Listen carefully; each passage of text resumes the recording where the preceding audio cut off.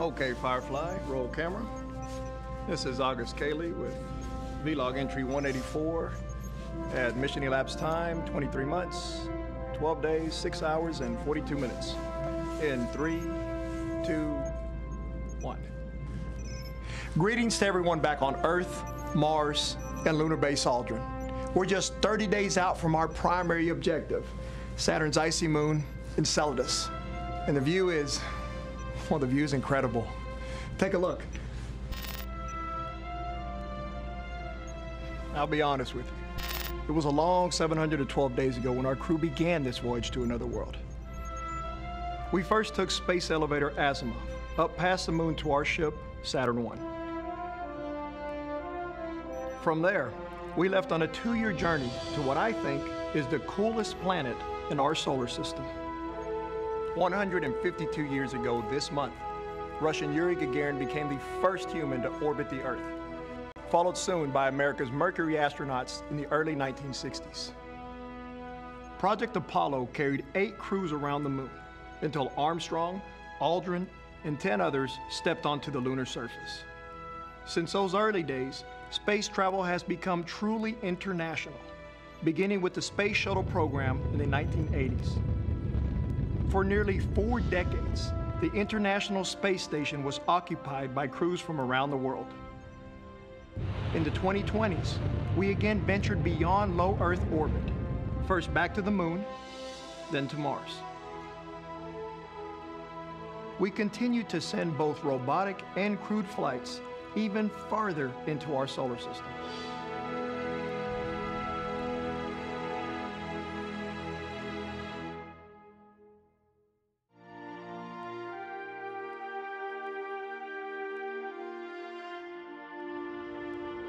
As we wait for the downlink from Enceladus, let's take a look at the gravity assist slingshot that boosted Saturn I's speed on its Jupiter flyby.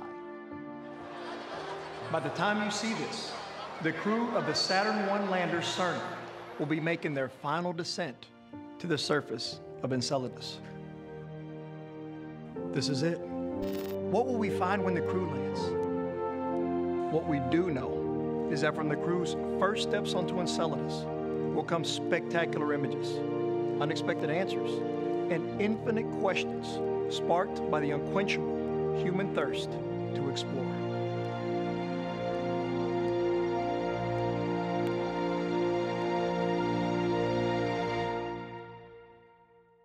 Ladies and gentlemen, please welcome the chairman of the RNASA Foundation, Mr. Adolfo Gonzalez.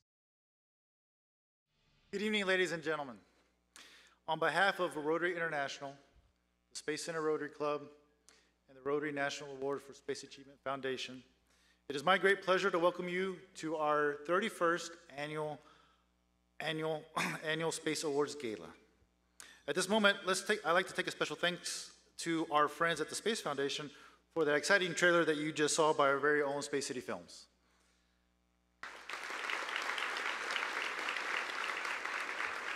That coming attractions trailer is for an upcoming giant screen format film, Voyage to Another World, now in pre-production. This year we celebrate to honor the accomplishments of Dr. John Mace Grunsfield, Rob Navius, and all the 2017 Stellars. The RNASA Foundation recognizes achievements in space across the entire nation and across all sectors, and we are incredibly honored to have so many visitors from all over the country here with us tonight. Now, I'd like to ask everyone to please rise and receive the Clearbrook High School Army Junior ROTC Color Guard, followed by Aaron Burton, Ava Kirchen, Matilda Smoley, and Talia Witherell of the High School for the Performing and Visual Arts Girls Chorus with the National Anthem.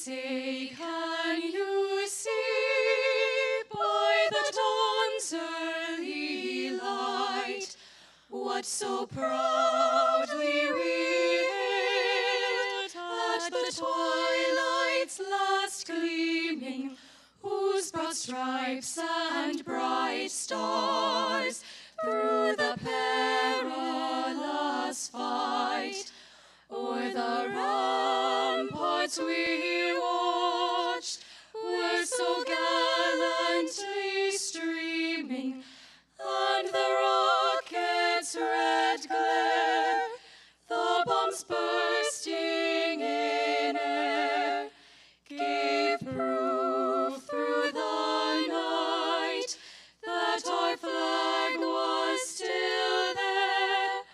Oh, say does that star-spangled banner yet wave o'er the land of the free and the home of the brave?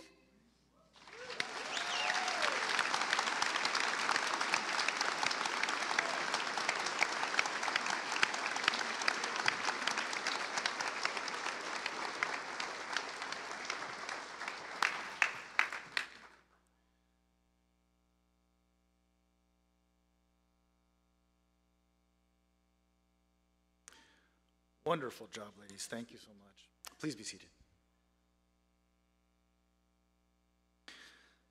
I would like to take a moment to recognize a few people in the audience, starting with the previous National Space Trophy winners. You'll find a complete listing of them in your program book. If I could have the house lights, please, Marcus.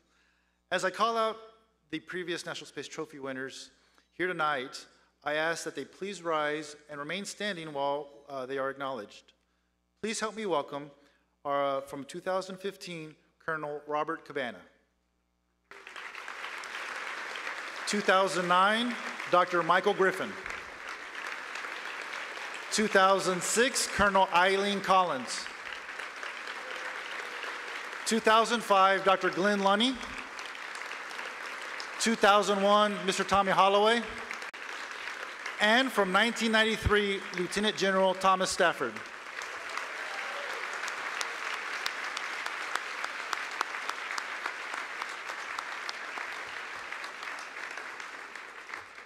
Now, I would like to acknowledge all the Board of Advisors. These are the leaders in the space industry from across the country that vote annually on the National Space Trophy winner. A complete listing of them can also be seen in your program book, and you might notice them wearing a red ribbon tonight. Previous National Space Trophy winners joined this illustrious group of people, and we're very grateful to have them with us here tonight. So now I'd like to ask for all of our advisory members to kindly stand and be recognized.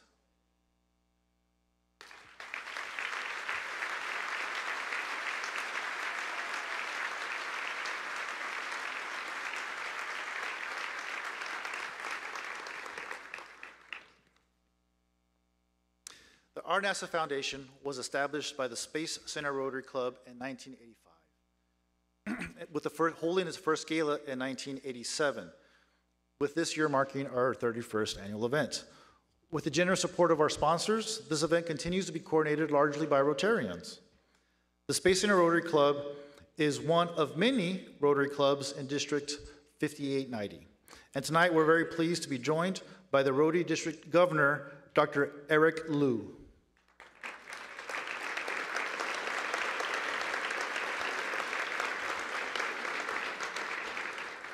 Our goal here really is that everyone here feels like a distinguished guest, and the Foundation wholeheartedly welcomes you and sincerely hopes you enjoy this very special evening.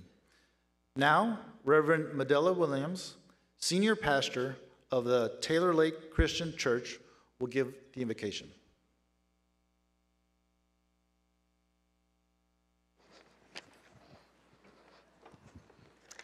Will you please bow your heads with me? Let us pray silently, together, each of us, according to our individual beliefs. creator of the universe, almighty and awesome God, Adonai, Allah, architect of being. In this circle of friends, we are blessed by your presence, grateful for all of your gifts to us as we gather here this evening.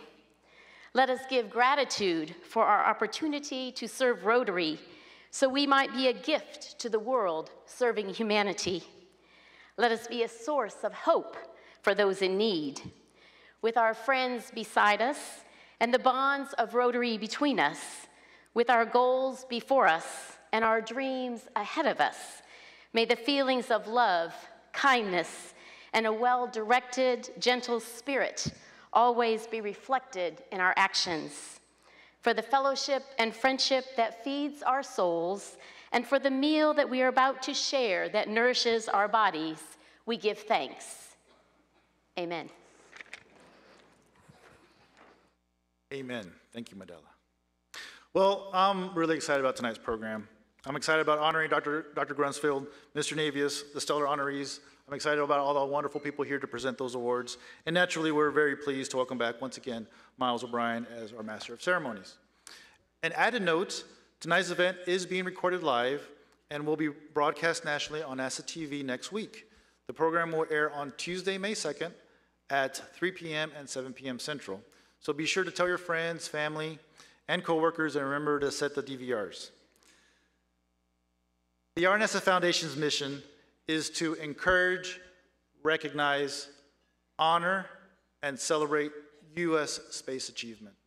And the members of the foundation truly appreciate the enormity of work that tonight's audience represents. So let me leave you with my sincerest wish to please enjoy your evening, enjoy your meal, enjoy your company. Cheers.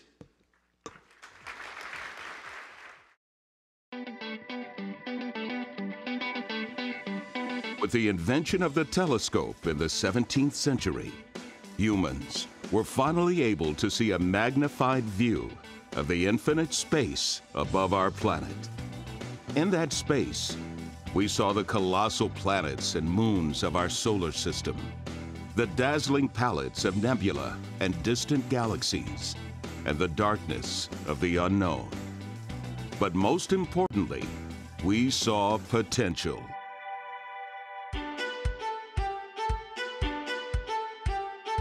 As our first and only true home away from home, the International Space Station has become the essential hub for multidisciplinary scientific research in space. To further our understanding of the effects of long-duration spaceflight on the human body, astronaut Scott Kelly and cosmonaut Mikhail Kornienko spent a continuous year aboard the station. The duo returned in March with data that will allow NASA to learn more about the effects of microgravity and radiation on the human body. The ISS is continuously occupied by an alternating international team of pilots, commanders, and specialists, whose work on station this year included the sequencing of more than 1 billion base pairs of DNA, advanced fire suppression experimentation, and several hardware upgrades. One such upgrade was the International Docking Adapter, which enables future crews to arrive via Boeing CST-100 Starliner and SpaceX's Crew Dragon spacecraft. As American commercial crew spacecraft continue development and grow ever closer to readiness, Soyuz remains the singular method for expedition crew change. In addition to 6 crewed Soyuz arrivals and departures, several uncrewed agency and commercial flights delivered and returned cargo, supplies, and experiments to the station throughout the year. The Japan Aerospace Exploration Agency, or JAXA, successfully delivered 6 tons of cargo to the ISS with the H-2 transfer vehicle. The SpaceX Dragon capsule delivered the Bigelow Expandable Activity Module beam to ISS in April, which was subsequently installed and inflated. Beam is currently undergoing air quality checks, testing, and monitoring. In a hallmark return to flight, Orbital ATK once again launched the Cygnus capsule atop the Antares rocket, carrying 5,100 pounds of supplies and experiments to the ISS. SpaceX's Dragon cargo capsule visited the station 3 more times, also delivering necessary supplies and experiments. Additionally, the Falcon 9 first stage achieved its first ever landing on the drone ship P.S. I Still Love You in April, followed by 5 additional successful landings. One of those additional landings achieved another milestone when the first stage was reused to launch a communications satellite in March. Blue Origin's New Shepard capsule aced its first in-flight escape test, verifying earlier ground tests of the full envelope escape system. The same test saw the 5th autonomous vertical landing of the New Shepard first stage booster.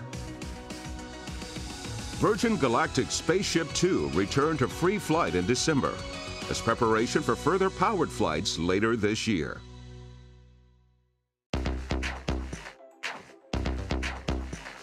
The Orion program continued development on the next generation human exploration spacecraft, surpassing multiple splashdown, parachute, and Pacific Ocean recovery tests. Orion's completed heat shield arrived at Kennedy Space Center in Florida, ready for integration with the capsule for 2018's Exploration Mission 1. Core stage fuel tank welding was completed for NASA's new heavy lift vehicle, the Space Launch System. Additionally, the SLS program managers completed successful testing of the solid rocket boosters and RS-25 engines that will power its flight. To prepare SLS and Orion for flight, the Kennedy Space Center underwent a comprehensive modernization review of upgraded launch pad systems and new platforms in the VAB. The Curiosity rover found chemicals in Martian rocks that suggest it once had more oxygen in its atmosphere. Curiosity also conducted an in-place study of active sand dunes, chose its own rock targets for laser spectrometry, and sent back stunning photos of the Martian landscape and the oddities within. The New Horizons mission sent the last bits of science data from Pluto and will now rendezvous with an object deeper within the Kuiper belt. The stunning images and important scientific data sent to us by New Horizons has fundamentally changed the way we view the ice dwarf and its newly discovered moons. In September, NASA launched the OSIRIS-REx sampling spacecraft that will rendezvous with the asteroid Bennu and return a sample in 2023. NASA also approved the asteroid redirect mission's next phase of robotic design and development. Launched in 2011, the Juno spacecraft arrived at Jupiter on the 4th of July to study the origins of the gas giant. Juno will measure Jupiter's atmosphere, map its magnetic and gravity fields, and study the magnetosphere near Jupiter's poles. And finally, looking deep into space, the Kepler mission has verified thousands of additional new exoplanets, many of which are considered Earth-like. Tonight, as robotic explorers roam the surface of a neighboring planet and probe the outer reaches of our solar system, and human explorers conduct research and science just 300 miles above the surface of our planet, we pause to recognize and honor a visionary astronaut for his courage and commitment to reaching our goals in space. John Grunsfeld's 5 shuttle flights included work with the ultraviolet telescopes of the Astro Observatory and servicing missions to the Hubble Space Telescope, truly realizing the potential of mankind's invention of the telescope. We also celebrate the accomplishments of those dedicated men and women who dare to push the boundaries of space exploration, whose contributions have paved the way for the generations to follow, turning our dreams to destiny. Ladies and gentlemen, please welcome your Master of Ceremonies, Mr. Miles O'Brien.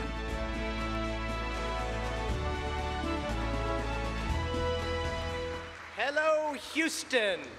It is good to be back again and again and again. You aren't sick of me yet, huh? One of us needs to get a new agent, because here I am on my 9th and record-setting MC for this event. I guess you could call me, thank you. I'm the Peggy Whitson of MCs here. I've been doing this event since we began at the Waffle House in Webster, as you may recall. It's been so long, it's 1 arm ago for me. Too soon? Is it still too soon for that? Actually, when I started doing this, Bill Shepard was still learning how to kill a man with his bare hands 16 different ways. Leland Melvin was nursing a tender hamstring while he was trying out for the Cowboys. Scott Parazinski was shopping for a surgeon seeking a height reduction so he could squeeze into a Soyuz seat. Wendy Lawrence was trying to smuggle in a doctored tape measure so she could fit in. She needed an extra ½ inch.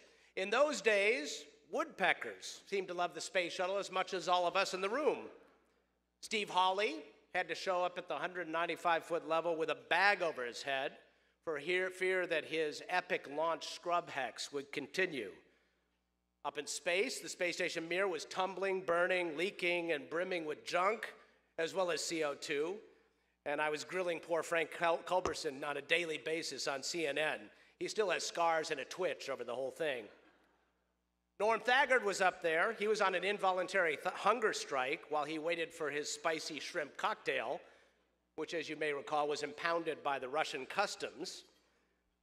You know, it was said at the time that a shuttle would only be cleared to launch when the stack of paper equaled or surpassed the height of the stack itself, documenting the million steps in the shuttle flow. In fact, I know this for a fact, the only stack bigger sat on Rob Navius's console in Mission Control in the White Vicar. Some things don't change. In those days, John Grunsfeld was in Russia thinking about flying to the station. When he came home to Houston, he packed empty cans and bottles in his suitcases so he could recycle them. That's not a joke, that's true. Anyway, Grunsfeld eventually said "niet" to Russian, or maybe it was the other way around, and the rest is history. He came back to become the world-famous Hubble repairman. So, what next, Columbus? How do you write a new chapter after that one? John has been tirelessly driving his Prius around the country, well below the speed limit, so the engine never kicks in, trying to answer that question. It's a long way from the Corvette days of the right stuff, right? He thought about that day when he was at the White House, and President Obama told the crowd not to confuse him with the Maytag repairman. Now, John misunderstood that. He thought that was an order from the commander-in-chief. He tried it for a while, but the problem was he got fired because he insisted on repairing the appliances in a swimming pool, underwater. Didn't go well. So he moved on to being an auto mechanic. He tried his hands at that, but he kept working on engines that worked really well, full blast, for 8.5 minutes. And then they'd shut off. People apparently did not like the MECO feature, which he was trying to patent. So he remembered how much he enjoyed the view on his work site in orbit. He took a job washing windows at Trump Tower in Midtown Manhattan. I don't know if you've heard, but it's huge. After the election, unfortunately, he was forced to tender his resignation, having been at the Obama White House and all. Sad, very sad. So he had another idea, get a little closer to his astrophysics roots. He went to a hobby shop and tried his hand at selling Celestron telescopes. But that didn't work out either, because he kept trying to convince people like that to buy a package of home servicing missions, and people got a little creeped out by it. All of this led him to the brink of despair and ultimately a desperation move. My sources at the Goddard Space Flight Center sent me these security camera images at the James Webb Telescope. The stowaway attempt was foiled, fortunately. The judge sentenced him to life, a sentence of hard time in 1G, forcing him to abide by Newton's laws. Here, fourth. Of course, the truth is, the honest to goodness truth is, John is a national treasure who helped make this country great, long before that was a campaign slogan. And we thank him for that. And I am proud that I got to know him along the way and give him one of many rounds of applause we'll give him tonight for his accomplishments.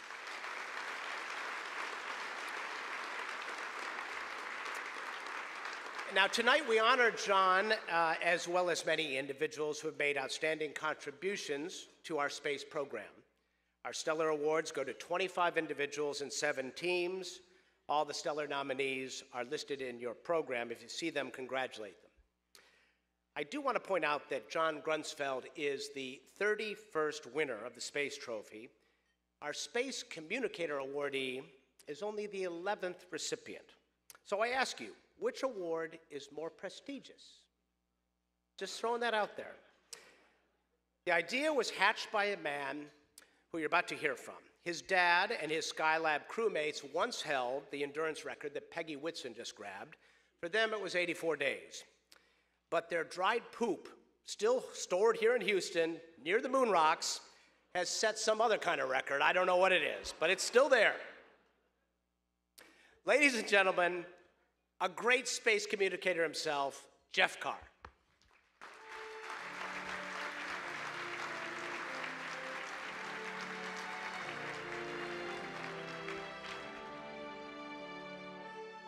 So thanks, Miles, I think. I can't tell you how pleased I am that Chris Hadfield couldn't be here tonight. I like Chris, but otherwise I would not have had the honor of introducing the Space Communicator winner this evening.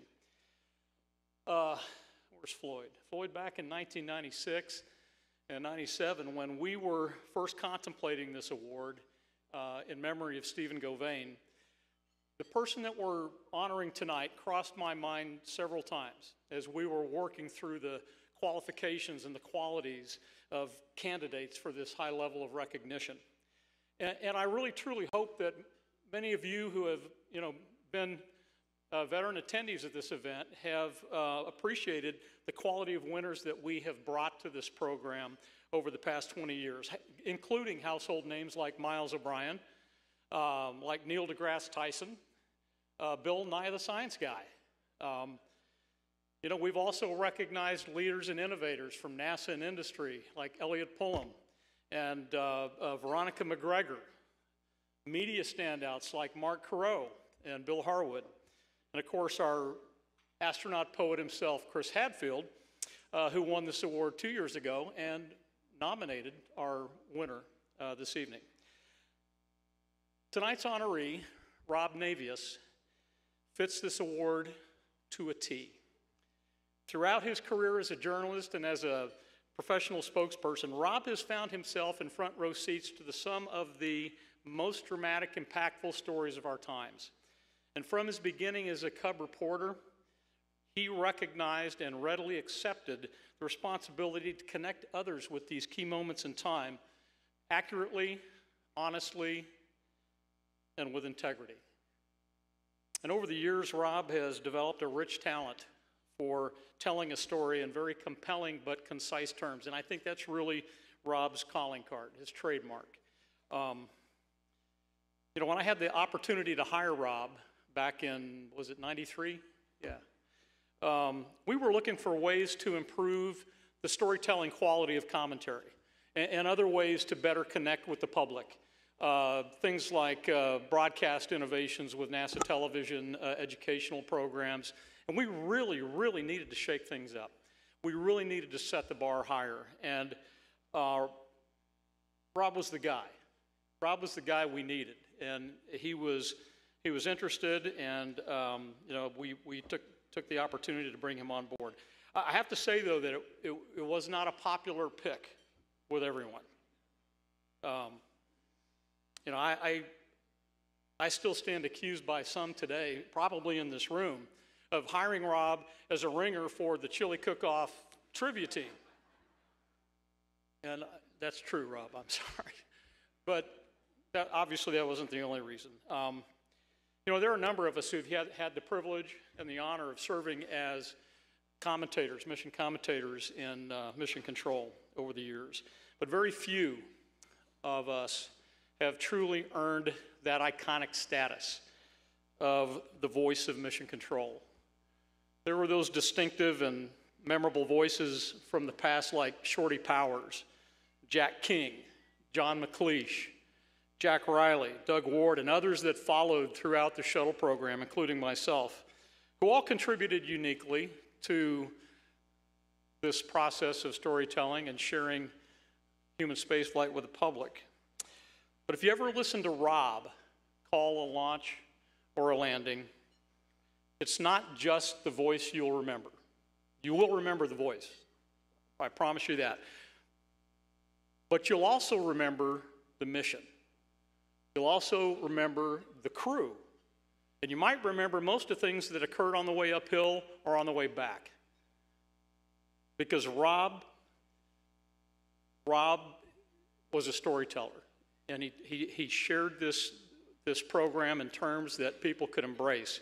His passion, his precision, and his gift for sharing the human spaceflight experience are absolutely second to none. His impact on public awareness and understanding of human spaceflight are immeasurable. Let's take a look.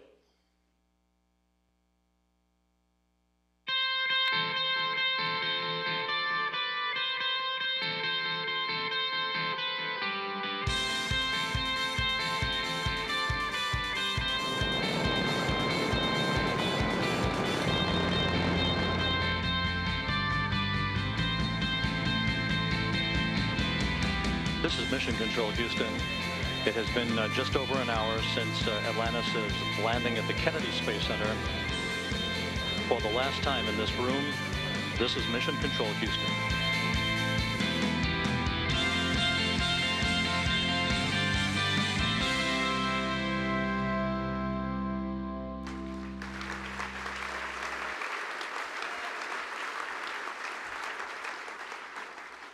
And with the first pick in the next round of the Space Communicator Award, our NASA selects Rob Navius.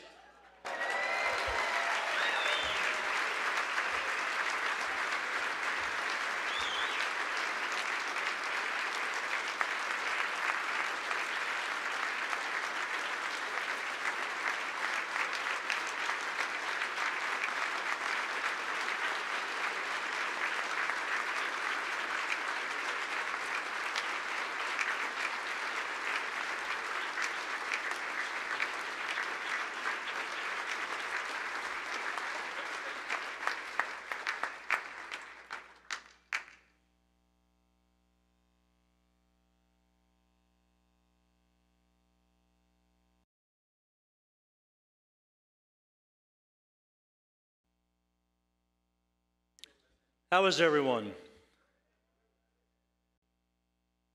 What a night. Never thought I'd ever follow Jeff Carr and space poop at the same time, but I finally made it to the big leagues, right? Members of the RNASA Foundation, the Rotary Club, distinguished guests, colleagues, and friends. 56 years ago, a kid growing up in the Bronx in New York went shopping with his father to a Radio Shack store. That kid received a gift of a small Toshiba transistor radio, no bigger than the holster that holds your smartphone today. That kid was me, a month after John F. Kennedy was inaugurated president. 3 months later, on the night of April 12, 1961, my dad, my mother, and I sat around the kitchen table in our apartment in the Bronx, listening to that radio over dinner, as the legendary Lowell Thomas announced on the CBS radio network Evening News that Yuri Gagarin had launched as the first human in space. Even at the age of 12, I recognized the power and the impact of that moment, partly through my instincts and my love for current events, partly through the wonder of radio, through the wonder of the spoken word. 3 weeks later, I took that transistor radio to class at PS 86 in the Bronx on a Friday morning and sat in the back of the room listening to CBS Radio's coverage of Alan Shepard's ride aboard Freedom 7 to become the first American to fly in space. It was only a month into a baseball season like no other, in which Roger Maris and Mickey Mantle began their pursuit of Babe Ruth's home run record. Maris and Mantle, That was nirvana for a space nut like myself. But the daring do of Gagarin and Shepard, are you kidding me? That was something else. I was hooked on space as if it was some exotic narcotic. I was jealous that I had to wait for Walter Cronkite to report the news every night, that he knew what was going on in the world before I did. That was the exotic narcotic of news, journalism, and broadcasting that lured me into a career I could have never imagined possible. Covering the Patty Hearst kidnapping, the People's Temple mass suicides, the San Francisco City Hall assassinations, 4 presidential campaigns, Super Bowls, the Summer Olympics of 1984, natural disasters, and space. Those were the punctuation marks of my career in broadcasting. And to ultimately be involved in coverage of the space program for NASA, from the Bronx to Baikonur, from KSC to Kazakhstan, well, it is better to be lucky than it is to be good. Incredibly, my career has spanned the heights of human triumph and the depths of human failure, the cheers and the tears of human endeavor. It is called the sublime symmetry of history. But whether triumph or tragedy, it all came down to communicating the news, relaying the information to the media and to the public in very clear, unambiguous words. Coming from a wire service radio network background, you learned very quickly that you, no one else but you, were the singular authority for the dissemination of information. You had to be correct all the time. You had to report the facts and let the public decide for itself how to interpret that information. And most importantly, you could never, ever be wrong. Even today, a half century after I began my career at a small radio station in Bridgeport, Connecticut, that fundamental responsibility to report accurately every single time follows me as my Bible of broadcasting. In an era where communications has become somewhat impersonal, the art of broadcasting and the tablets of journalism are threatened like never before. Reading a book is passé. The skills required to hold a conversation with another person are becoming extinct. Writing is fast becoming a lost art. Yet we have so many more adventures to tell in humankind's endless journey to the stars.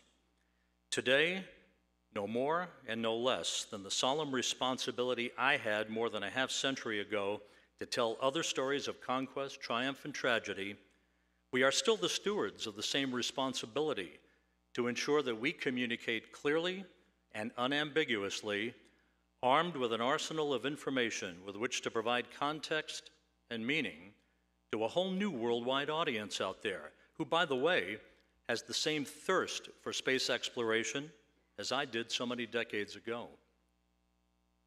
When Atlantis landed at the Kennedy Space Center almost 6 years ago, closing out the iconic Space Shuttle program, I was privileged to have had the honor to report to the world that the Space Shuttle had fired the imagination of a generation. Dear friends and colleagues, it's time to light that fire again through words that matter. Through clear, unambiguous communications, we can not only light that fire, but stoke it into a wildfire of wonderment. John F. Kennedy told us in his inaugural address in 1961 that the torch has been passed to a new generation. Well, it's time to use that torch to reignite that fire for yet another new generation as we punch through the veil of low Earth orbit. And in doing so, we can tell the world of our new journey to the stars. But we must do so with words that matter clearly and unambiguously. That's the touchstone of my career, the touchstone of so many journalists who preceded me, and who laid the groundwork for our ability to use the First Amendment to inform and educate the world. For all the miles I have traveled in the pursuit of reporting, there are many, many more miles to go. Never forget, dear friends, that the power of the spoken word that moved me so much on the night of April 12, 1961, remains the lifeblood, the epicenter of communications, which is so very, very crucial in all of our lives. It moved me, and it can move all of us in the days and the decades to come to venture forth and explore new worlds that we once only read about in the history books. Now we can write new history books and once again pass the torch. Thank you again for this incredible honor. I will cherish it forever. Thank you.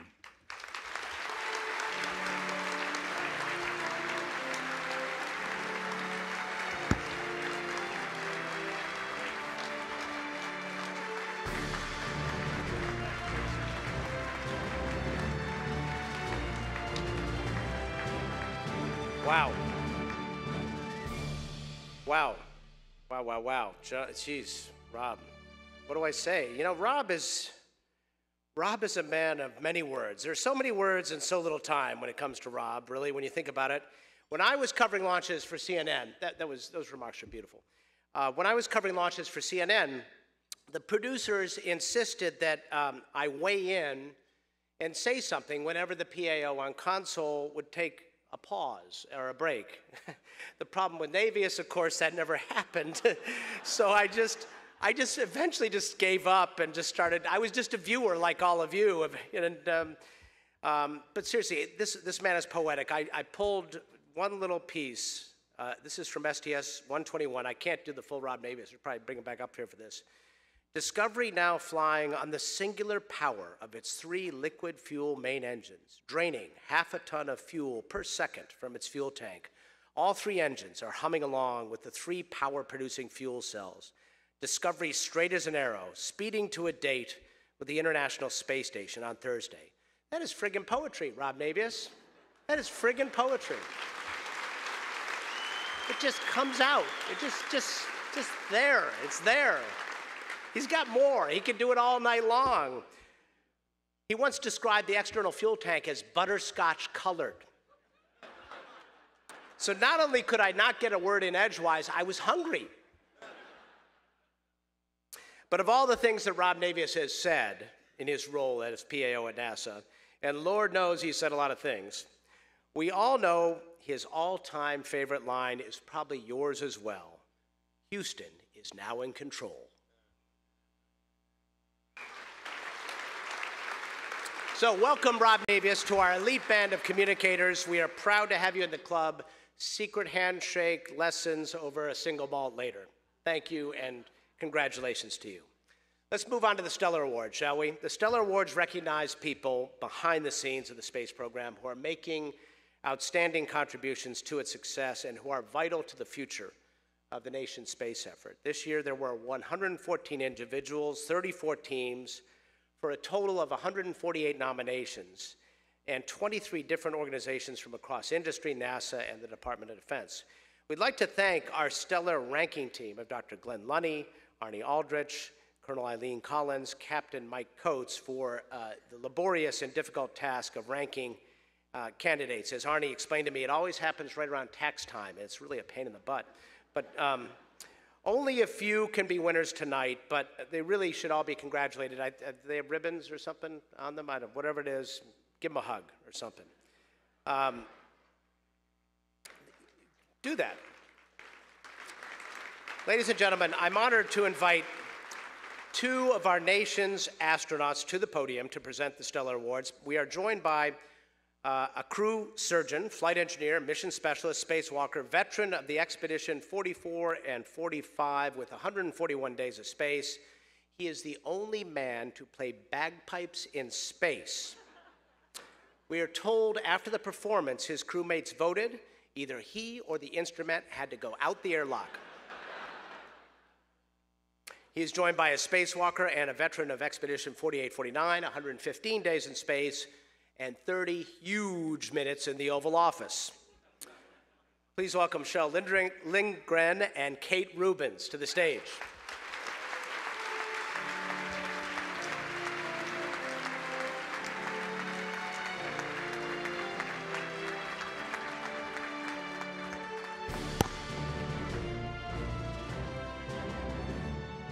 Thank you so much. You know, my lovely wife, Christy, is a violinist, and early on, she shared with me a performance secret, a stage secret, and said, never follow a banjo. And so we are following Rob Navius and Miles O'Brien, so I think we've just been banjoed. We sure have. Wow, this is really fancy. It's kind of like the Academy Awards of the space industry. And you look very nice, Kate. Well, thank you. And I think I'm supposed to ask, who are you wearing tonight? Oh, you know, this old thing. I actually prefer to wear ILC Dover, say an EMU. Yes, nice. If I'm being completely honest. You don't look so half bad yourself. What's the last time you wore a tux? I couldn't tell you, although the last time I went to a formal event, I wore a kilt. So for those of you in the front row, you're welcome. Well, ladies and gentlemen, it is indeed an honor for both of us to be here tonight to help present the Stellar Awards. And Kate, it's a special honor to share the stage with you, since we are classmates of the astronaut class of 2009, affectionately known as the Chumps. And as astronauts, we know firsthand that mission safety and success are due to the exceptional people who go above and beyond every day. The stellar nominees here tonight truly represent the best in our nation's space program. The Stellar Awards are important because they honor those who often work behind the scenes and whose careers and accomplishments may not be as visible as others. A panel of experts reviewed all the nominees' backgrounds and accomplishments to determine the significance of their contribution to our space program. The breadth and the scope of the nominees' work is truly amazing and proof positive that we have a wealth of unusually bright and talented people who are working to ensure that the space program has a very promising future. It takes the dedication and effort of thousands to get us into space, and tonight's nominees represent the best of our best. The contributions of all the folks involved in the space program, and particularly the stellar nominees we honor tonight, have created and sustained the capability and leadership in space that our nation relies on. At this time, we'd like to recognize the Stellar Award nominees by asking all of them to stand. Please join us in congratulating all of the nominees with a hearty round of applause.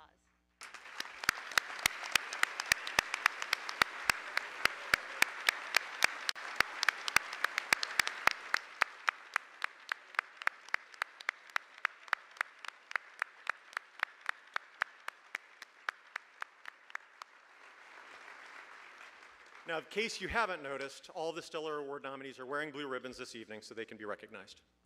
So we're going to present the awards in 4 categories, and we'll ask all the winners in each category to come to the stage together to receive their awards, and names are going to be called in no particular order.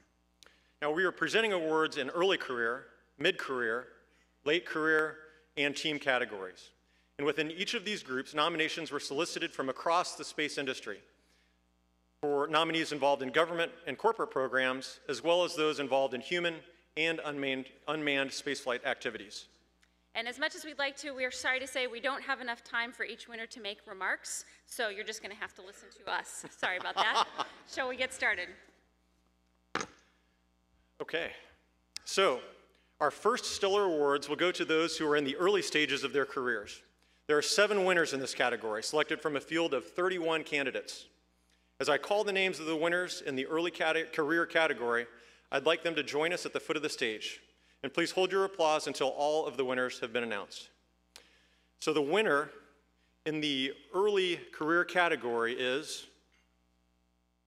La La Land. All right. Oh, sorry, wrong envelope. Sorry about that. I'm so embarrassed.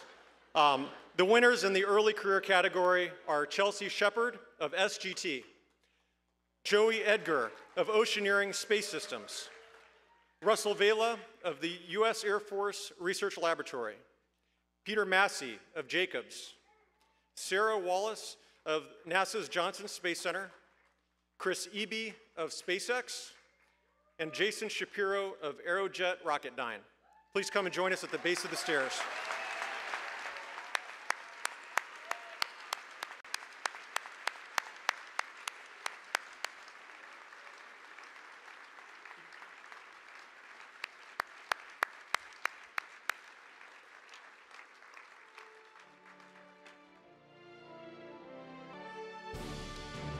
The first award goes to Chelsea Shepard of SGT for her outstanding dedication, leadership, and support to assembly and maintenance operations for the International Space Station.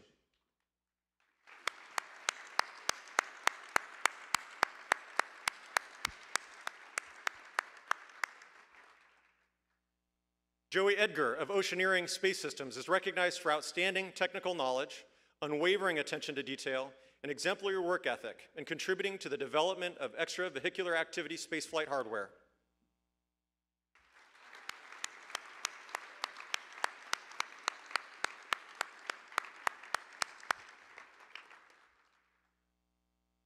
Russell Vela of the U.S. Air Force Research Laboratory is recognized for exceptional technical expertise in solving significant radar engineering challenges to support space vehicle design and major ground-based radio telescope upgrades.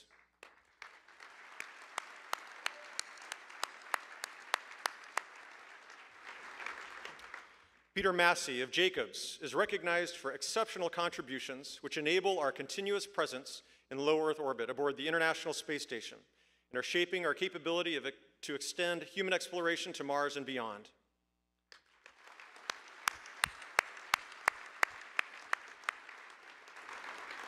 Sarah Wallace of NASA's Johnson Space Center is recognized for championing a game-changing biomolecule sequencer that was successfully demonstrated as a scientific tool on the International Space Station.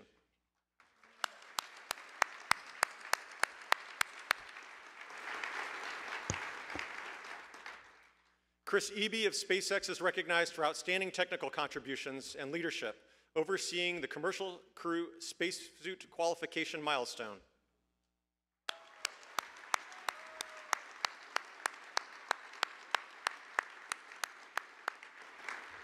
And the final early career award goes to Jason Shapiro of Aerojet Rocketdyne for outstanding leadership in testing of large rockets from the Antares AJ-26 to the Orion Jettison motor.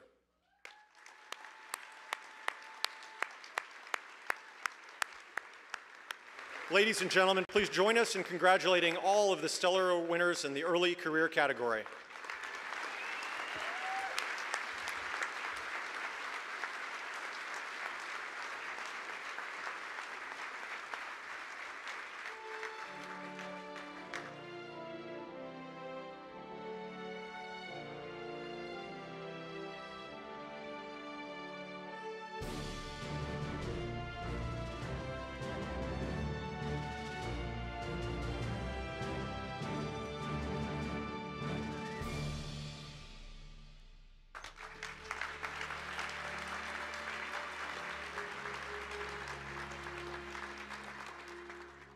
Congratulations to all of the early career award winners.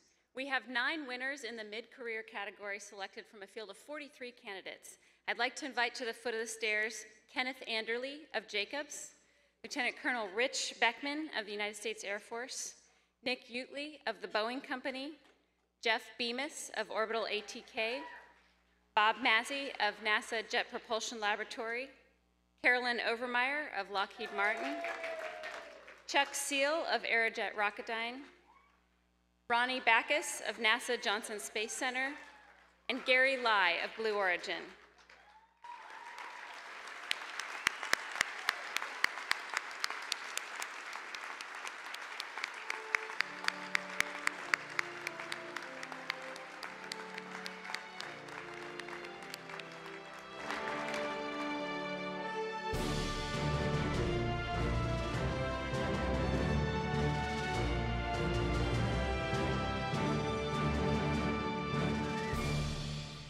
Kenneth Anderle of Jacobs is recognized for exemplary service to JSC and the James Webb Space Telescope in promoting the advancement of space exploration.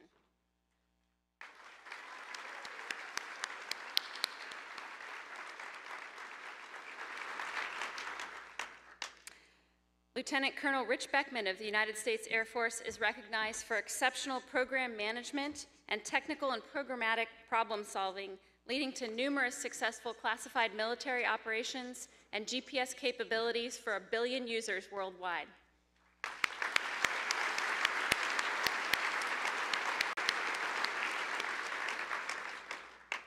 Nick Utley of the Boeing Company is recognized for sustained superior performance in electrical wiring design and wiring installation for human spaceflight applications.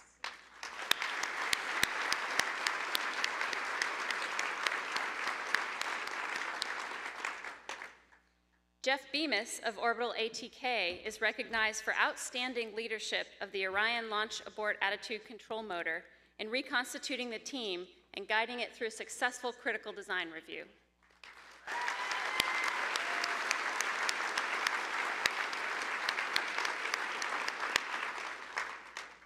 Bob Massey of NASA Jet Propulsion Laboratories is recognized for outstanding management of exceptionally successful projects exploring the solar system.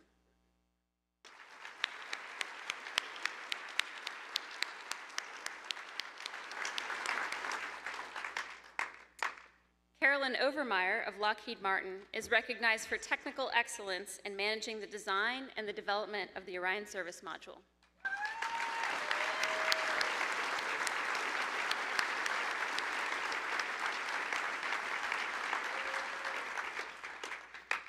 Chuck Seal of Aerojet Rocketdyne is recognized for invaluable contributions towards the 100% mission success of the Delta IV vehicle and RS-68 rocket engine through leadership, mentorship, technical excellence, and innovation.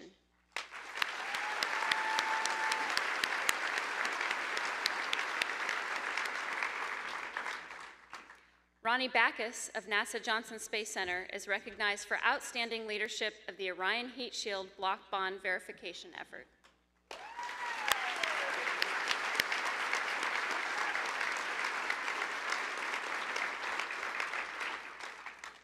And finally, Gary Lai of Blue Origin for outstanding leadership of the New Shepard technical team, which performed 5 launches and landings of the same booster in 1 year.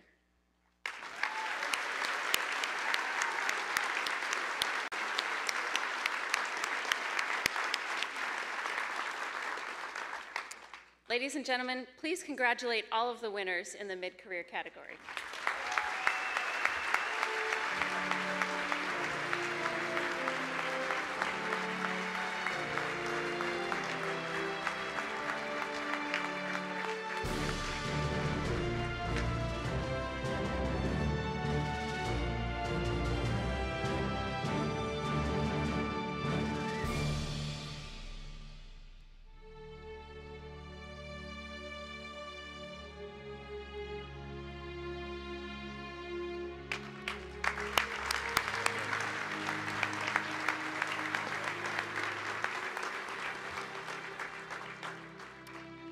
The final individual awards this evening go to those in the late career category. Of the 41 nominations received in this category, we have 9 winners, and I'd like to invite all of them to the foot of the stage as their names are called. They are Mark Ferguson of Orbital ATK, Kenny Todd of NASA's Johnson Space Center, John Vollmer of the Boeing Company, Dr. Jeff Davis of NASA's Johnson Space Center, Michael Melgaris of Jacobs, Dale Cloud of UTC Aerospace Systems, Cam Ghaffarian of SGT, Mark Raymond of NASA's Jet Propulsion Laboratory, and Scott McIntyre of the Boeing Company.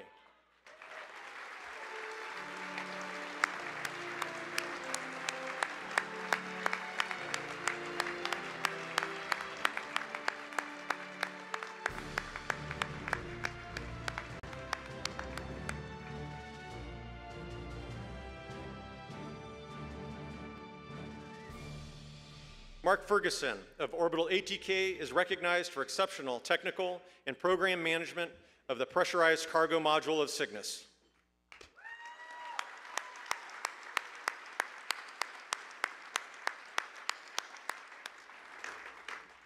Kenny Todd of NASA's Johnson Space Center is recognized for exceptional accomplishments in expertly and successfully leading day-to-day operations for the International Space Station.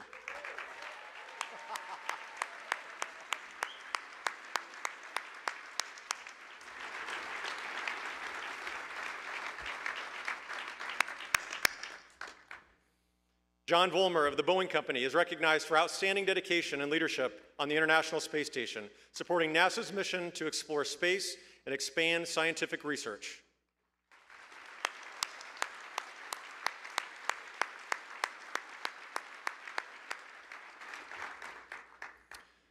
Dr. Jeff Davis of NASA's Johnson Space Center is recognized for exceptional career innovations and collaborative leadership as director of NASA's Human Health and Performance Directorate, greatly impacting agency strategic goals.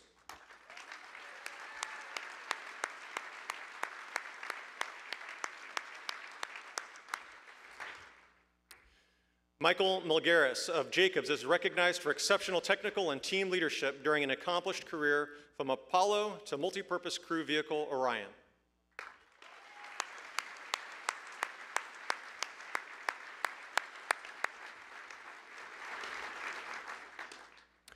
Dale Cloud of UTC Aerospace Systems is recognized for exceptional technical skill and leadership in engineering for the development of systems and components for both human and unmanned space.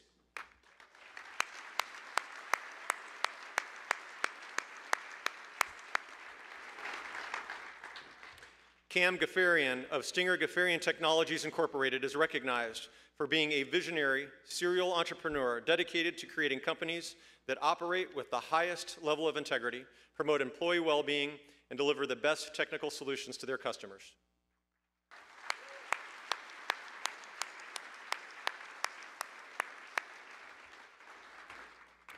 Mark Raymond of NASA's Jet Propulsion Laboratory is recognized for extraordinary and uniquely creative work to explore the solar system and open the frontiers of space to even more ambitious missions to follow.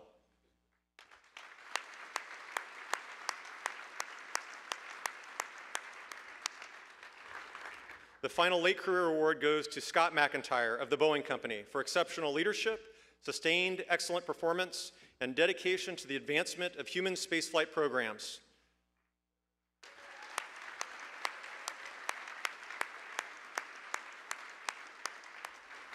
Please join me in congratulating all the winners in the late career category.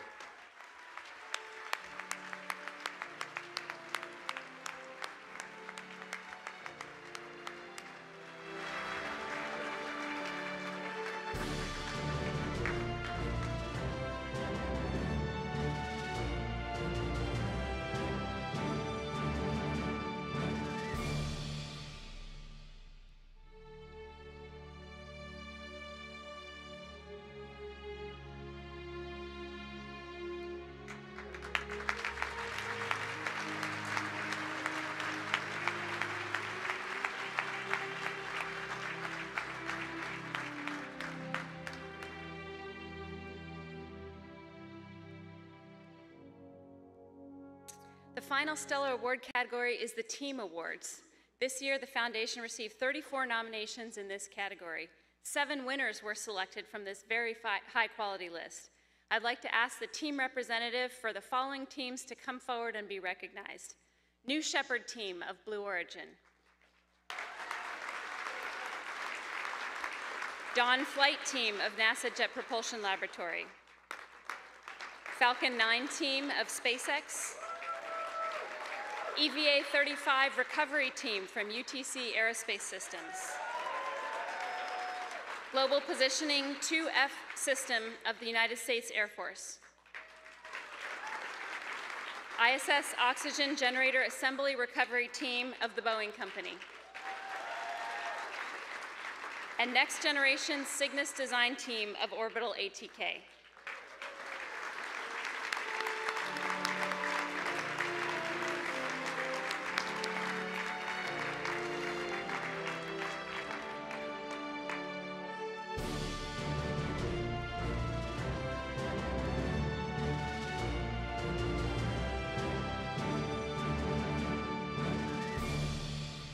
The New Shepard Team of Blue Origin is recognized for the outstanding accomplishments in performing the first landing of a vertical launch rocket in history, and then 4 subsequent launches and landings in 2016.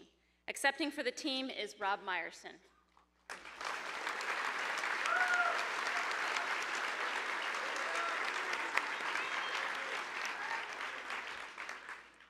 The Dawn Flight Team of NASA Jet Propulsion Laboratory is recognized for exemplary achievement in exploring some of the last uncharted worlds in the inner solar system, in a unique mission that reveals new insights about the dawn of the solar system. Accepting for the team is Mark Raymond.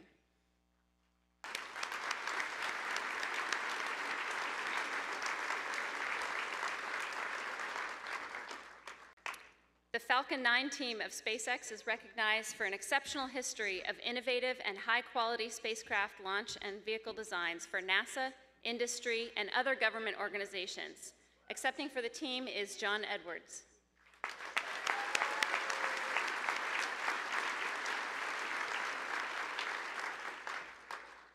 The EVA 35 recovery team of UTC Aerospace Systems is recognized for outstanding rapid performance to recover EVA capability on ISS after US EVA 35 water in the helmet incident. Accepting for the team is Robert Rosado.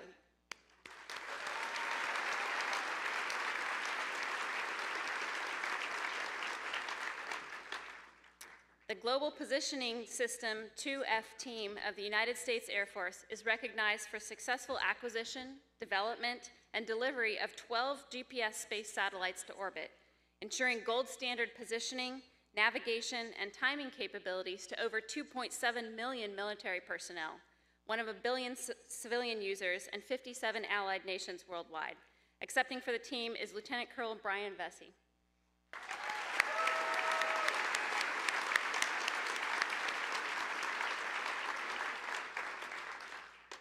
The ISS Oxygen Generator Assembly Recovery Team of the Boeing Company is recognized for successful resolution of complex and emerging issues resulting from the oxygen generator assembly recovery that threatened ISS oxygen generation capability and potential ISS decrew or delaying Soyuz launch due to depleted oxygen supplies. Accepting for the team is Steve Van Kuren.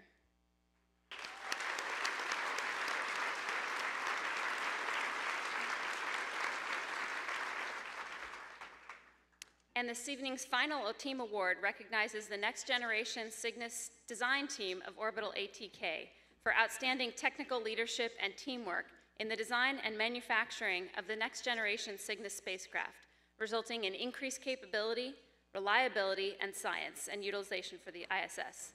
Accepting for the team is Keith Davies.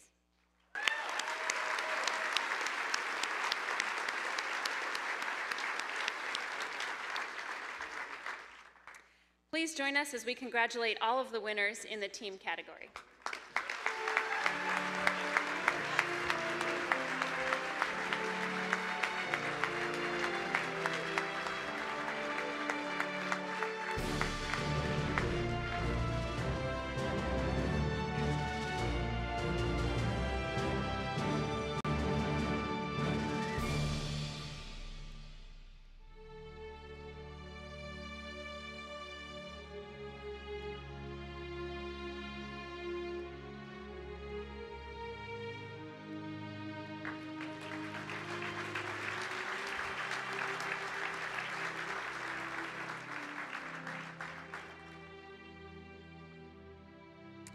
Ladies and gentlemen, I think you're all going to agree that tonight's Stellar Award winners represent the very best of the thousands of people working in our space program. We can truly be proud of all the Stellar Award nominees, for they are all winners and give us hope for the future. Thank you.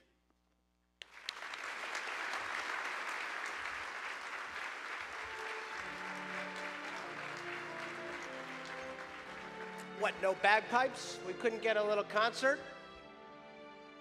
All right, let's get to the main event. You know, the world is filled with awards. We've got Oscars, we got Emmys, Grammys, Golden Globes, Country Music Association, Nobels, Pulitzers, Webbies, MTV Video Music, People's Choice, Teen Choice, Miss America, Food Photographer of the Year.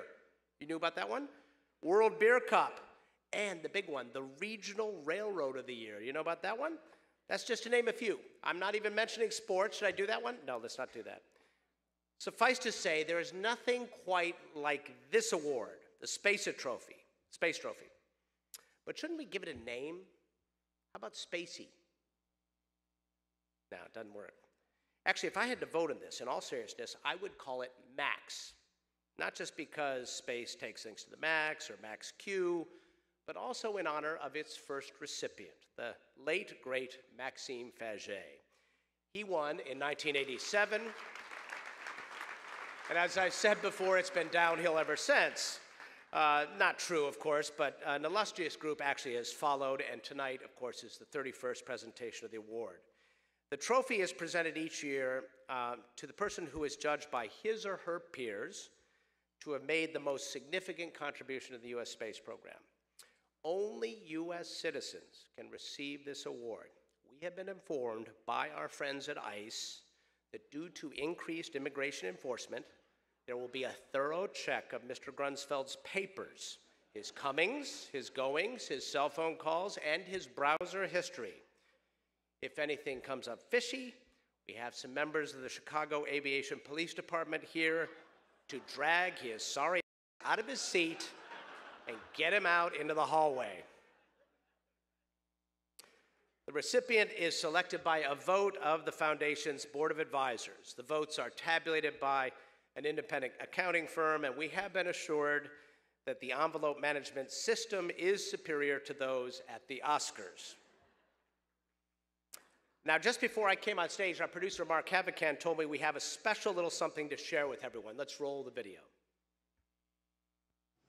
Greetings to everyone at the RNASA Gala. Hey, John. Congratulations on receiving the National Space Trophy. What a great honor. Your dedication to scientific achievement through your career has resulted in amazing discoveries that everyone at NASA can be proud of. As an astrophysicist, an astronaut, and a senior leader, you helped unlock the mysteries of space and champion the best that science and engineering working together can achieve. John, you and your Hubble crewmates flew higher than anyone since Apollo, so you know how great the view is from up here. We see all those tall mountains you love to climb. We would wave if we were passing over Houston, but instead, we'll just say goodnight and have fun. All right, give it up for Peggy. All right, ladies and gentlemen, we're honored to have among us an engineer, a physicist, a private pilot, and a former NASA administrator with 7 advanced degrees, which is equal to the set of underwear I own, labeled by the days of the week, by the way. He once told a reporter who asked him a stupid question, "I can explain it to you, but I cannot understand it for you." And that was not me. It was not me, I swear. Ladies and gentlemen, give it up for the great Mike Griffin.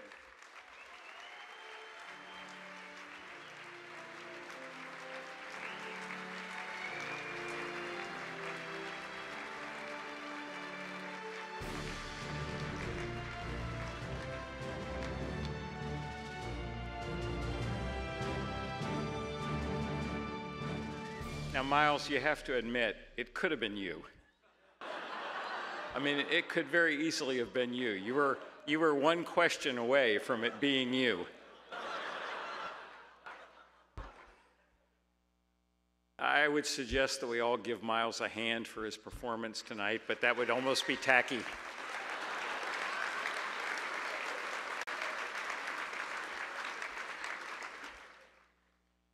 More seriously, I want to thank RNASA and especially John Grunsfeld for asking me to introduce him here tonight and for having me here. I've had a long and very, very lucky career in the space business, but Houston has always been the most special place for me, being the home of the people who enable space exploration, human space exploration to take place. I think that if I took everything out of my career except my experiences working with people from the Houston space community, I would still have a very, very, very fortunate career. So thank you all.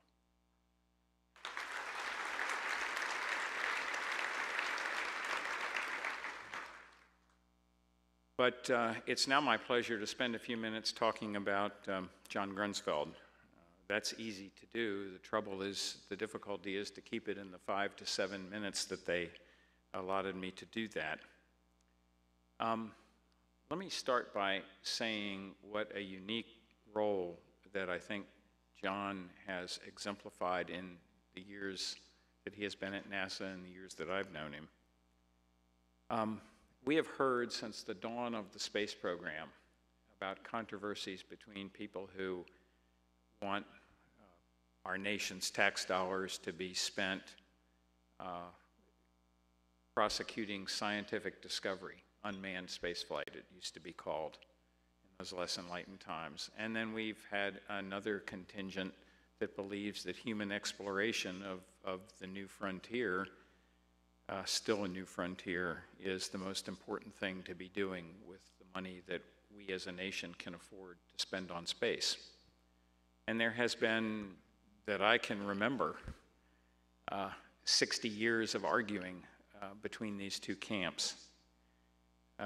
John Grunsfeld is a person who marries those two camps, and he does it elegantly, and he does it professionally, and he does it with expertise which is beyond superlative. A truly veteran astronaut of 5 space flights and a true believer in the value and importance of human space exploration. John is also a person who has been a chief scientist at NASA, the head of NASA's science program in a separate incarnation as Associate Administrator for Space Science, or the Science Mission Directorate at NASA. And he's been the deputy at the Space Telescope Science Institute. 3 of his space flights have involved repairing the Hubble Space Telescope, something which holds a particular affinity for me because back when I used to do useful work, I once worked on the Hubble Space Telescope. And it is today one of my own most honored accomplishments to have been part of producing the Hubble. John was part of making the Hubble better, not once but 3 times. Many years ago, in testimony supporting the building of the superconducting supercollider, which regrettably did not occur, Leon Letterman testified on its behalf to the Congress of the United States, and Dr. Letterman, when asked if the superconducting supercollider had any relationship or would do anything for the defense of the United States, Dr. Letterman responded, "No, it's one of the things that make it worth defending." I think those of us here would recognize the core truth of that statement, and certainly if in John's career he had done nothing but succor the Hubble Space Telescope in its many hours of need, he would still be worthy of tonight's recognition, but he has done so much more. I think it is safe to say you would not have a future Mars program today without John's efforts as head of the Science Mission Directorate. The other thing that I must say tonight is that John has done all of this with a surpassing modesty and degree of self-effacement. He's one of the most capable people that I know in arenas ranging from music to mountain climbing to flying airplanes to, oh, never mind, being an astronomer and an astronaut and a manager of a major piece of NASA. But you would never hear about any of these accomplishments from him. You have to hear about them from other people. You actually have to probe a little bit to find out all of the things that he's done. No one has yet received the RNASA award twice in his or her career, so I'm going to conclude by suggesting that I suspect the first person to do so will be John after his tenure as NASA administrator, which lies still in his future. Thank you all for having me here tonight. John, thank you for asking me to speak on your behalf. And with that, I think, John, can you step forward, please?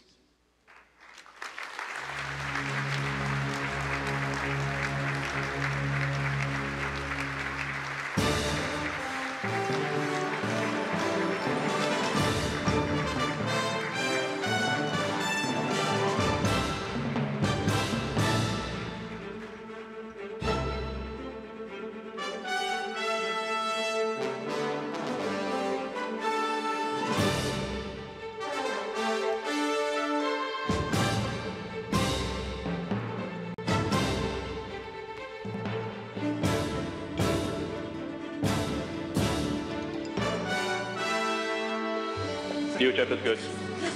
Sound confirmed. We're safe on Mars.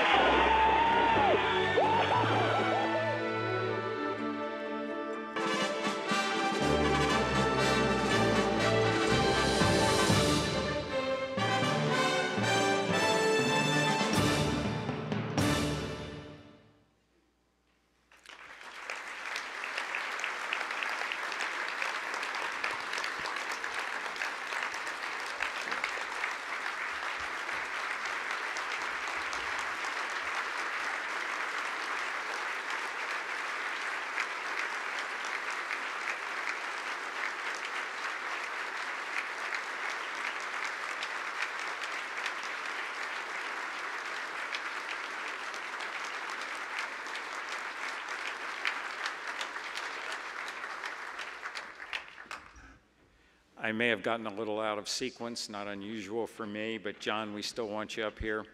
Ladies and gentlemen, John Grunsfeld.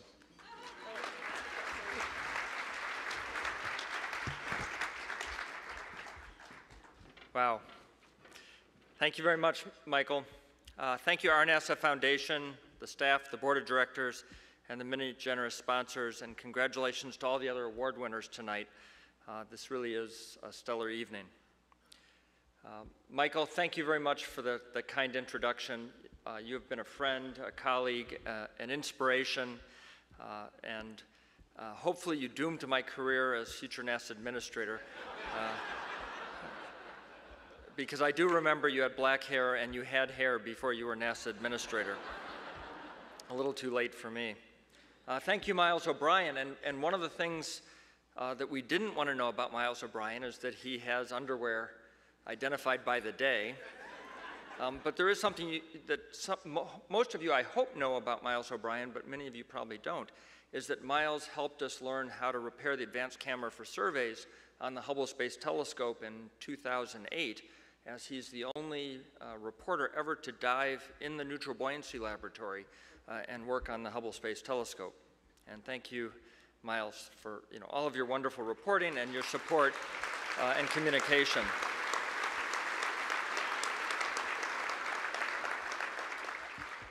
I also want to thank Rob Navius, and I'm going to go off script, which is always dangerous, but Rob and I have a special bond, not just because he was the voice of NASA for my missions, and the good news is I was on board, I didn't have to listen. But more importantly, a project that we did on my second space flight, STS-81, which I'm remembered as the Hubble repairman, and it is a true story that in a conversation with President Obama from 600 kilometers, 350 miles above Earth, traveling 17,500 miles an hour, some folks in the room were there. We talked to the president, Scott Altman and myself, and the first thing he asked is, can you see Chicago? And we said yes. And he said, would you please check on my lawn?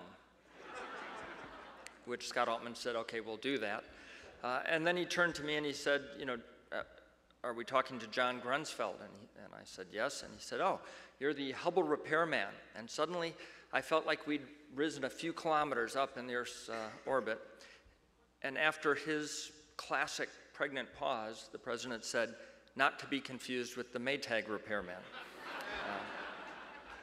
But fortunately, that did give me another attempt at a further career. But Rob Navius and I actually sparred a little bit before the flight on STS-81. This was a flight to the Mir space station, the 5th flight. And we were taking Jerry Linenger up and returning John Blaha. And I had this sort of crazy idea, it was crazy at the time, to call Car Talk from space. Well, NASA at the time was very reticent to be involved in anything having to do with humor. It's risky. I mean, spaceflight wasn't that risky, but talking to a couple of comedians was risky. But they're both MIT grads, and I'm an MIT alum, and I actually did work in their garage when I was a college student. They weren't famous then. I wasn't famous then, and I wasn't famous when I flew on STS-81, and I'm not that famous now. But I did work in their garage, and I had invited them to the launch, and their producer called and said, sorry, they don't like to travel. And I just thought that was very odd. But we got into a nice conversation, and anyway, Rob was a partner with us on that journey to STS-81, and we did call Car Talk from space, and that's probably what I'm best known for, is calling Car Talk from the space shuttle.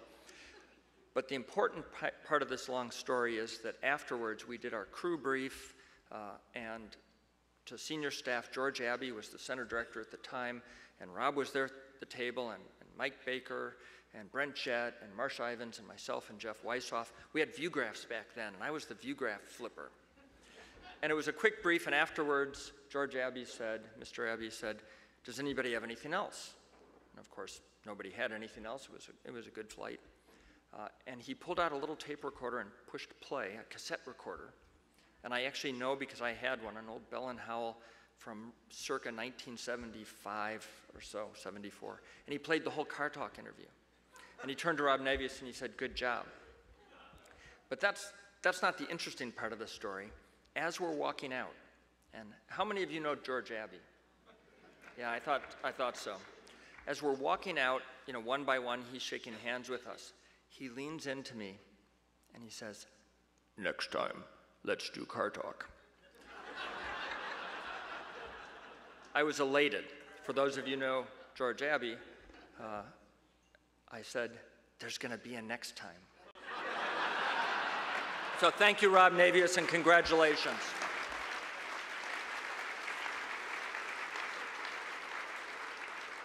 I want to thank my family most of all, and Carol Grunsfeld is here in the audience. My daughter Sarah is not here. She's at school, which is where she should be, and my son Mace as well. My parents who are no longer with us, my sister Marcia. You know, I was inspired by so many people, many of whom are in the room, many of whom are our NASA awardees. John Young in particular. When I was in grade school, I carried a little Gemini lunchbox to school. I had about that time declared to my mother that I wanted to be an astronaut, and she thought that was great. It meant I would study science and math, and there was absolutely no chance I would ever become an astronaut. And so it was that inspiration value, and I certainly showed her. I was kind of a picky eater as a kid, and she said, "Well, when you're in space, what will you eat?" And I said, "Captain Crunch." For 5 space shuttle flights before launch, I ate Captain Crunch every time for breakfast.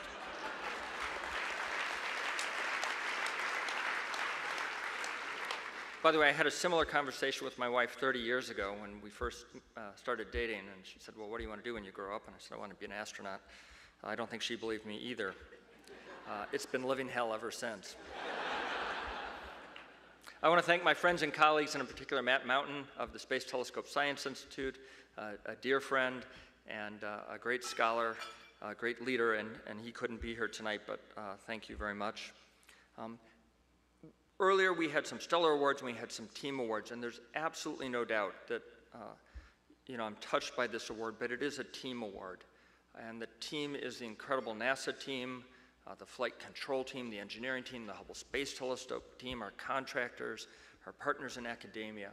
But there's a special bond that astronauts have with their crewmates. And I would just like the crewmates who are here, I know Mike Good is here, I know Marcia Ivins is here, I know Greg Johnson is here. If you'd just stand up for a moment so I can thank you.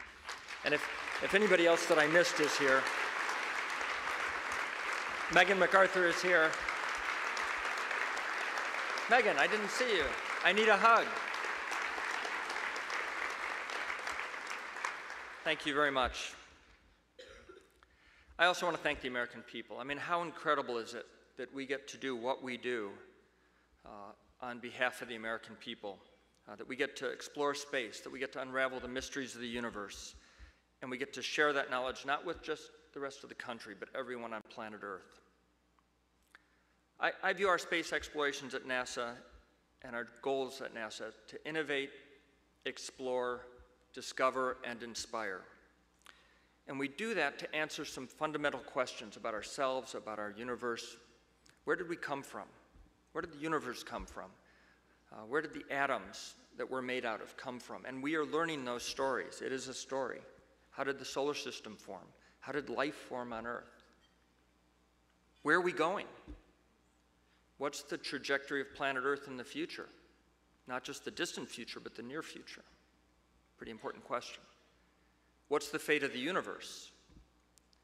And where are we as the human species going? Are we just going to stay here on Earth, or are we going to reach out? Are we going to explore? The answer is yes, we are. And the question that's fascinating me most of late is the question of, are we alone? Is there life beyond Earth, in our solar system, in the universe? And I'll take a quick poll because it's fun, and I'm not going to ask how many of you think we're alone in the universe, but a compound question: how many of you think we're not alone in the universe and that we will find out in the next 20 years? All of space is a human endeavor. Our robotic explorers, Curiosity on Mars. Curiosity has a Twitter account. Curiosity is a she. A lot of us follow her. The Dawn spacecraft, the Hubble Space Telescope, I mean, you name it. All of those observatories don't discover anything. Pluto New Horizons didn't discover anything. People here on Earth discover things using these robotic tools. It's a human achievement. We are very good at creating these innovative missions that explore, discover. We're not so good at celebrating these achievements. And I want to again thank RNASA for working so hard to recognize, honor, and celebrate these achievements in space. Not just those few things I've done, but the many things that we all do and the other awardees. These efforts occur because of the incredible skills of a very large group of dedicated people in the NASA family. I've come to conclude that NASA is really a cult. The call to explore space draws people in. It incites them to work long hours, insanely long hours, and make sacrifices that at times seems well over the top. Anybody experience that? Any of the family members here think that? Why do we do these mighty things? Because it's important. Because it's about humanity's future. Because it is essential to our economy, human health, national defense, and inspiring a nation. Because the inspiration, the wonder and awe that NASA missions generate is what drives us all. 55 years ago, not far from where we are tonight, President John F. Kennedy spoke these words, all too famous words, and I know you've heard this over and over again, but I couldn't help myself. We choose to go to the moon. We choose to go to the moon in this decade and do the other things, not because they are easy, but because they are hard, because that goal will serve to organize and measure the best of our energies and skills, because that challenge is one we are willing to accept and one we are unwilling to postpone, and one which we intend to win. And we have been winning ever since. We lead the world in space and earth science. We lead the world in human exploration. We got our start with Apollo and our incredible lunar missions. Our amazing space shuttle powered us to hone our skills in space with reliable, reusable space systems. We perfected space robotics. We refined spacewalking to a fine art, and I think with Hubble to incredible state where we were removing tiny screws and pulling circuit boards in space. With our space and earth science program, we have unraveled the mysteries of the universe, understanding our sun in greater detail, Mercury, Venus, much about the Earth, some of which is very disturbing, our moon, Mars, on out into the solar system with Juno at Jupiter now, Cassini doing some incredible gymnastics at the end of its remarkable mission, and of course, New Horizons and beyond. The Hubble Space Telescope, the most powerful scientific instrument ever created by humans. And we're just getting started. In fact, this week is Hubble's 27th anniversary in space. Happy birthday, Hubble.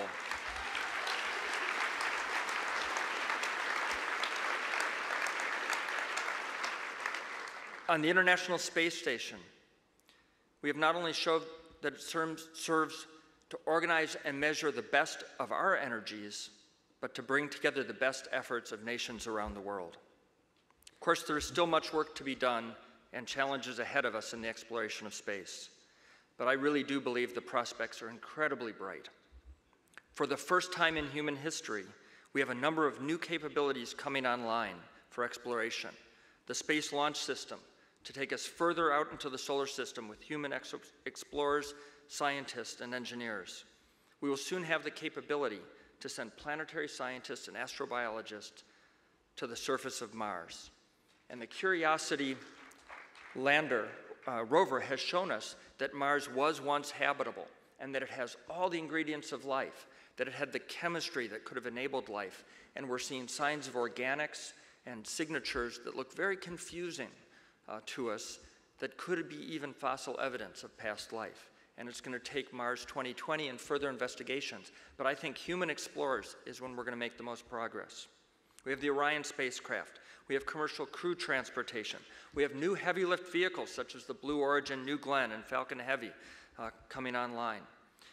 And that just adds to what is a remarkably reliable stable of launch vehicles, the Atlas V and Delta IV. There's some developments you probably don't know much about, things like the Venture class launch system, a new small class of launchers that's going to enable a whole new generation of science capabilities in low Earth orbit and maybe even to the moon. For the first time in human history, we have efforts and work to answer that question, are we alone in the universe? Perhaps the James Webb Space Telescope will get us a little bit further, looking at the atmospheres of planets around nearby stars, launching October 2018. The Mars 2020 rover is going to cache samples for return to Earth that, who knows, could contain inclusions inside of those rocks that will tell us that life did exist on Mars about the same time life started on Earth. The Europa Clipper will sail through plumes of water from an under ice ocean that has been sitting there percolating, a warm, salty ocean with organics and connections to undersea vents for 4.5 billion years. If life isn't that hard to get started, there's probably life there. And we're going to sail through those plumes and see if we can detect those signs of life. A lander on Europa is just in the works, getting started. In 2018, the Transiting Exoplanet Survey satellite is going to launch. That's going to tell us where all our nearest neighbor planets are that are Earth-sized with atmospheres. And we know how to build a new telescope beyond James Webb that really would have the capabilities to analyze the atmospheres of planets, Earth-like planets around nearby stars, and see signs of life if they exist, whether it's an early Earth or a late Earth. And I think we're going to have humans building those telescopes. This bright future is not without challenges. To create that future, we need to dare mighty things, to undertake high-performance challenges. We need to be bold and audacious, not incremental. We need strong and technically capable leadership, and we need to be willing to make big decisions and to take risks. I personally believe our next frontier for human exploration is the exploration of Mars. We have the knowledge, the capability, the resources, the vehicles to embark on this next grand adventure. But perhaps the most important challenge of all that we need to address for space exploration and all other progress in this country is to support and improve our nation's science, technology, engineering, and mathematics education efforts. In the end, this may be the most important challenge of all. I'm optimistic and excited about our future in space and on Earth. Thank you for your attention. Thank you for awarding me the Rotary National Award for Space Achievement. I'm truly honored and humbled. Thank you very much.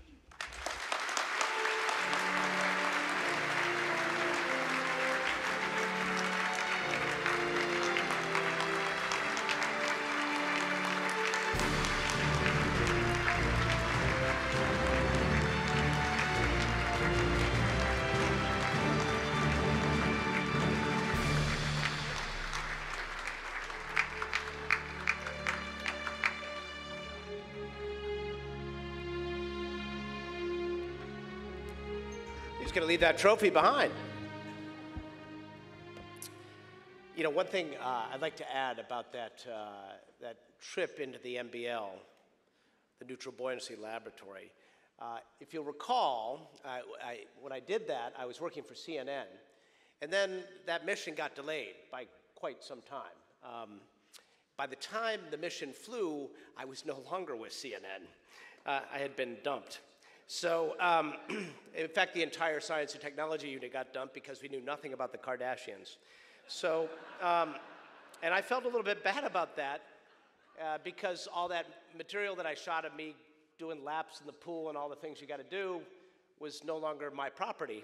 However, everything shot underwater was public domain NASA footage. So I did put together a little piece. It's on YouTube. You can search it, of me actually doing the PGT with him and in the Hubble. It was pretty awesome.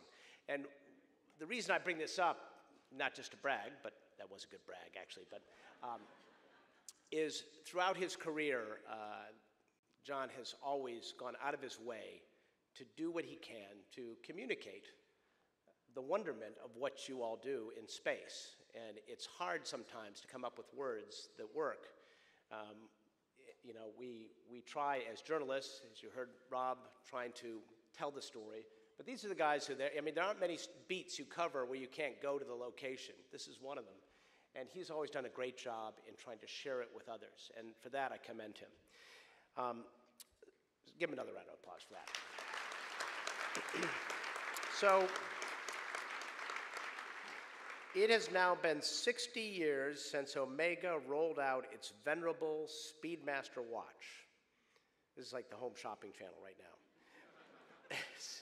As many of you know, in 1963, it became the first watch to pass NASA's rigorous testing for flight qualification. And some guy just went to a jewelry place in Houston, bought some watches, and that was the one that passed. Our next speaker flew in space just a couple years later, Gemini 6A. Do you say Gemini or Gemini? It used to be Gemini, now it's Gemini? What do you do, Gemini or Gemini? We'll ask this guy, he would know. Please give a warm welcome to one of the great prides of Oklahoma, one of the all-time greatest aviators ever, and a generally awesome guy. He has a little surprise from Omega for our honoree tonight. I don't want to surprise it and ruin the surprise and spoil it, but he does have a surprise. Give it up for Lieutenant General Thomas P. Stafford.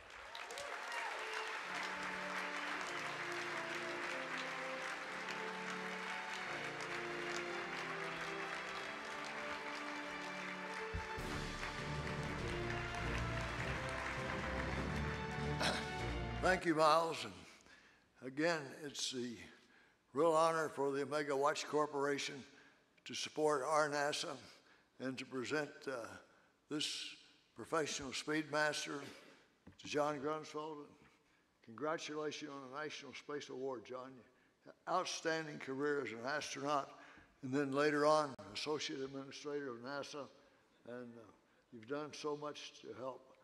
I'd like to make a couple of observations. As we looked at the Stellar Award winners and all the people here, we have so much talent in this country. Yet, at times, we take dips. And as Mike Griffin found out as NASA Administrator, and I'm sure you have found as the Associate Administrator for Science, that with political ups and downs, it makes it go slower. And we could have been a lot farther, but we've had some major setbacks, and most of it is political, and then also maybe a few ideas by people over in OMB on what we have to do. But and I gave congressional testimony to the House Science, Space, and Tech Committee in February in their opening hearing session, and my main plea was, let's have some consistency in this and continual support and not up and down. And this is what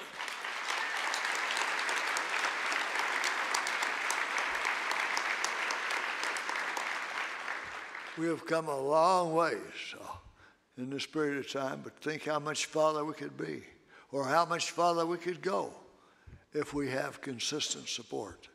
And this is the main plea. But we have great people.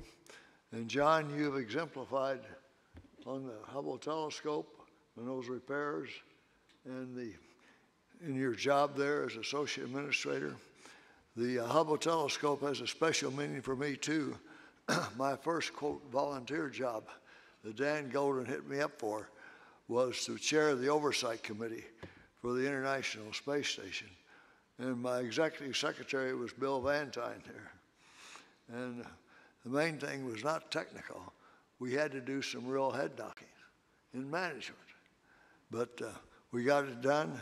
And in fact, I had to give testimony because, again, the Science Committee doubted that we could repair that telescope, which is one of the greatest instruments ever invented. But I told them we'd carry out 95% of the primary and probably 80 to 85% of the secondary.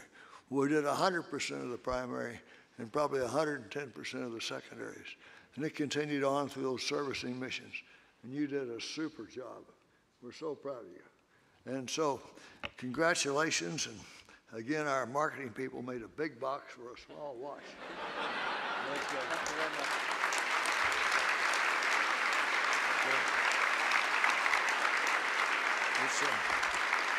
In fact, Miles mentioned that it was 60 years ago this year that the professional Speedmaster was perfected, and out 5 years later, Wally Schirra Award, and then all the way through Gemini, Apollo, Skylab, Apollo Soyuz, and the first series of shuttle flights.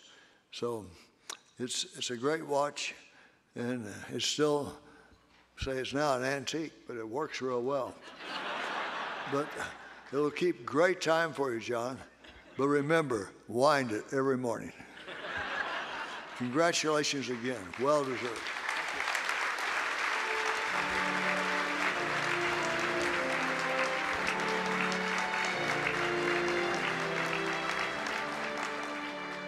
General, thank you very much.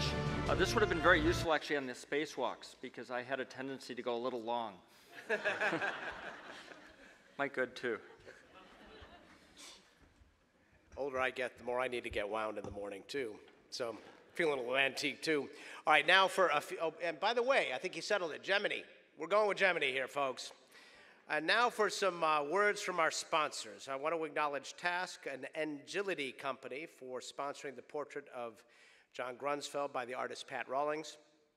It's on the cover of your program, and there's the original is out in the hallway. It will reside with the 6-foot space trophy at the Space Center Houston for the next year. Let us acknowledge all the sponsoring organizations who provided special support for tonight's dinner. These organizations will be displayed on the screen. Wherever you can support them, please do. Buy a rocket from them or something. Anyway, have a great evening. Thank you for your time. We enjoyed you being here, and we'll see you next year.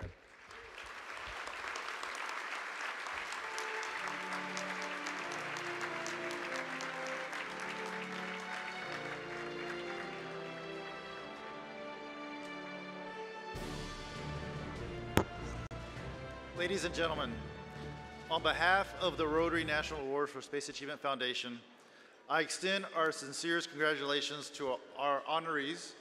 All of you deserve our admiration and our gratitude.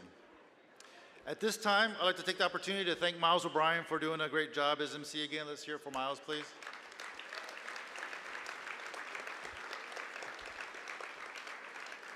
And as a reminder, NASA TV will air tonight's event at 3 p.m. and 7 p.m. Central next Tuesday, May 2nd. And finally, the Foundation would like to give a special thanks to Omega Watch, the Fisher Space Pins for their in-kind donation, Task for the portrait, Orbital ATK for the Stellar Awards, and truly, RNASA is grateful to all our sponsors whose support and achievements make this event possible and give us something to celebrate. From the bottom of our hearts, thank you. So this is the conclusion of our program. Thank you very much for being here. Keep up all the good work. Please drive safely. Have a good night.